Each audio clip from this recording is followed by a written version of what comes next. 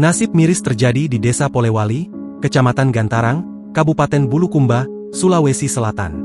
Semua warga pindah dari kampung karena kasus pembunuhan terhadap Farhan Marozi, 47. Kepala desa atau kades setempat menyebut, kasus pembunuhan Farhan Marozi itu terjadi karena masalah utang. Warga pun terpaksa pindah karena merasa trauma. Melansir dari kompas.com, warga yang pindah tersebut merupakan pendatang. Kepala Desa Polewali, Ambo Cening yang dikonfirmasi lewat telepon selular, Rabu, 25 Desember 2024, mengatakan, warga sekampung tersebut bersama korban merupakan kerabat. Korban membawa ke-10 kakak tersebut datang bermukim di Bulukumba. Korban ini yang membawa 10 kakak tersebut datang ke kampung tersebut untuk bermukim 10 tahun lalu.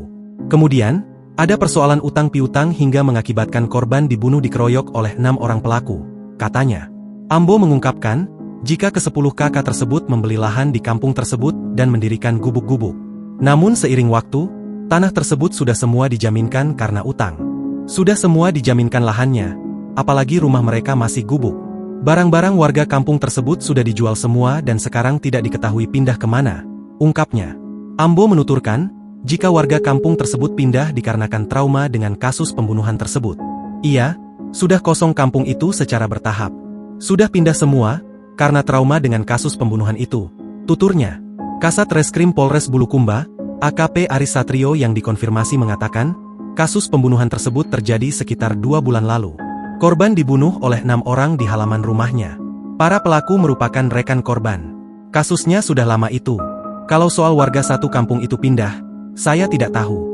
Kasusnya sudah ditangani Polres Bulukumba dan 6 orang pelaku sudah ditahan, ujarnya. Aris menegaskan, jika pelaku dikenakan pasal 340 KUHP tentang pembunuhan berencana dengan ancaman hukuman 20 tahun penjara. Kasus pembunuhan terhadap Farhan Marozi sempat menggegerkan warga Kabupaten Bulukumba, di mana korban dibunuh, lalu 6 orang pelaku kemudian menggali sebuah lubang.